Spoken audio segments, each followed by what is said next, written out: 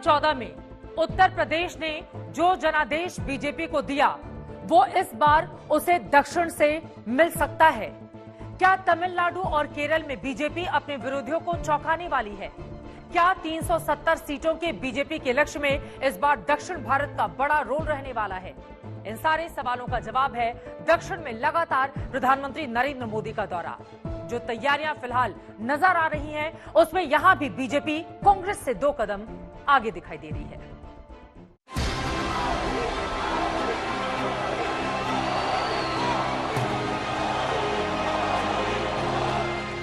आज जहां भी मेरी नजर पहुंच रही है, लोग ही लोग नजर आ रहे हैं। ऐसा लग रहा है जैसे मानो केसरिया समंदर।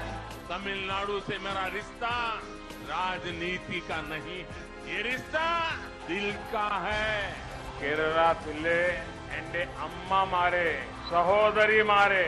मोदी जब काम करता है तो सबके लिए करता है।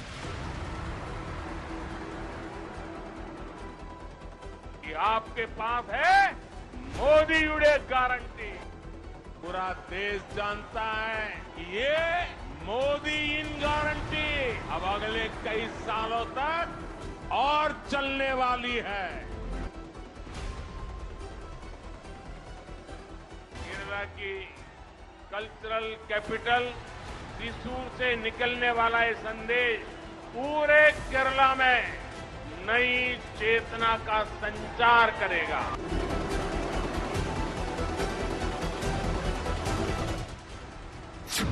क्या इस बार तमिलनाडु मोदी के मिशन 370 में बड़ा रोल निभाने वाला है?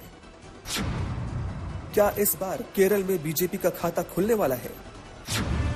क्या इस बार दक्षिण भारत में बीजेपी रिकॉर्ड बनाने जा रही है? क्या वाकई इस बार दक्षिण भारत ने भी मोदी की गारंटी पर भरोसा जताने का फैसला किया है? तमिलनाडु, जहां हमेशा से द्रविड़ पार्टियों का बोलबाला रहा हो, वहां इस बार बीजेपी डीएमके वोट बैंक में सेंध लगाने की कोशिश में है। तमिलनाडु में बीजेपी का वोट बैंक कभी भी 5 से 6% से आगे नहीं बढ़ा है। इसलिए सवाल ये भी है कि वहां पर क्या इस बार बीजेपी के लिए सियासी चमत्कार हो सकता है?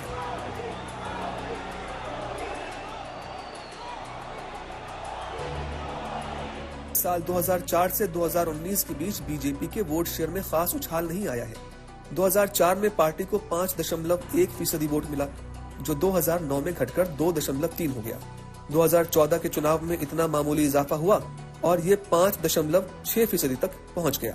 बीजेपी को 1 सीट भी मिली, लेकिन 2019 के लोकसभा चुनाव में ये घटकर 3.7% पर जा गिरा। प्रधानमंत्री इस बार नया इतिहास रचने की बात करते हैं। 2024 में तमिलनाडु एक नया इतिहास रचने जा रहा है। मुझे लगता है कि दक्षिण भारत में भी खासकर जो नया social coalition Bharatiya Janata party ने केरला में लाया है और तमिलनाडु में जो प्रवेश करने की कोशिश की है प्रधानमंत्री जी ने, उसके बहुत अपेक्षित परिणाम निकलेंगे। आपने ध्यान दिया होगा कि प्रधानमंत्री जी जब भगवान राम के मंदिर के प्राण प्रतिष्ठा का अवसर था तो 11 दिन तक उन्होंने उपवास किया था। और उपवास करने के बाद दक्षिण के जितने मंदिर हैं, बड़े बड़े मंदिरों में वो अपने उसी उपवास की यात्रा के साथ उसी में जो उनको ब्राह्मणों ने या जो उनको शास्त्रविदों ने समझाया था, बताया था, उस सब उन्होंने दक्षिण के कई मंदिरों को गए। ये वहां की राजनीति पर बहुत बड़ा असर डालने वाला है।